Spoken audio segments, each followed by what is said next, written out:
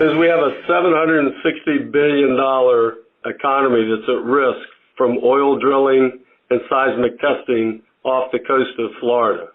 That has to be stopped. Congressman John Rutherford tells Liz Ryan just how he intends to make that stop. Many marine mammals use their internal sonar for communication and to navigate away from danger. But the danger they can't escape is the seismic air guns that blast sound waves underwater to search for oil and gas deposits. Those create a deafening environment for marine mammals. Congressman Rutherford has created legislation to stop this. Liz, our Protect Florida bill, co-sponsored by a vast number of our Florida delegation, including Mike Waltz, will codify the drilling prohibition out to 200 miles. And it will stop not only drilling, but also seismic testing. The prohibition right now that was in the Trump executive order really only stopped oil drilling, didn't stop the seismic testing, but we think it's important to stop that as well. Rutherford says that reasons to protect waters off the coast aren't just environmental, but also economic. We have about a $760 billion economy that depends on our pristine beaches here in Florida. Rutherford says that banning drilling and seismic testing off the coast of the Atlantic will not compromise America's energy independence. We have plenty of reserves that have been identified that, quite frankly, just need to be permitted and processed. What's the next step for this legislation? We have got to get the Senate on board and get these bills passed and sent to the president. We'll be following the progress of H.R. 2612. For St. Augustine's Local Morning News, I'm Liz Ryan. This local news is a service of your hometown Toyota dealer, Beaver Toyota US 1 St. Augustine, here to wow you.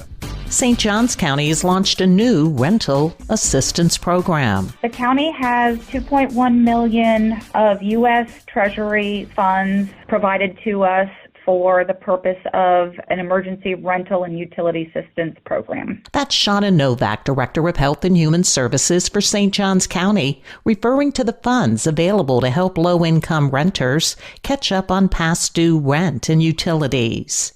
Novak says St. Johns County Emergency Rental Assistance can provide qualified households with up to 18 months of total assistance. It's for past due rent and utilities going as far back as April 1st of 2020. St. Johns County engaged Capital Access Inc., a grants management consultant, to serve as program manager for SJC ERA. The first and most important thing is that it's a renter that resides in St. Johns County. They have to be living within the county limits. Applicants have to have experienced a disruption and or financial loss during or due to the effects of the pandemic. And they have to earn 80% or less of the area median income for their household size. Tenants and landlords are encouraged to apply at sjc-era.com while funds remain available.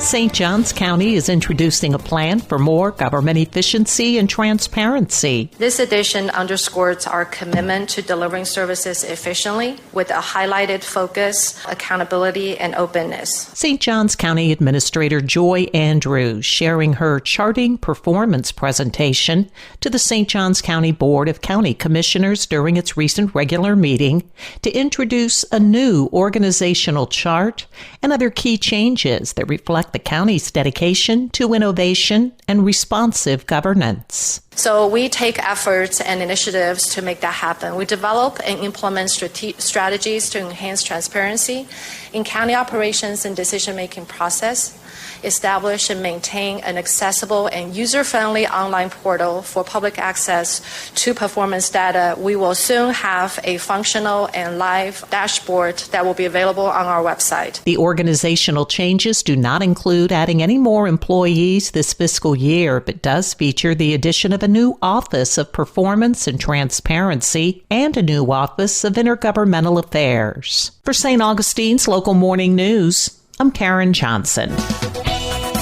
And now you're up to date with St. Augustine's Local Morning News. I'm Rich Carroll.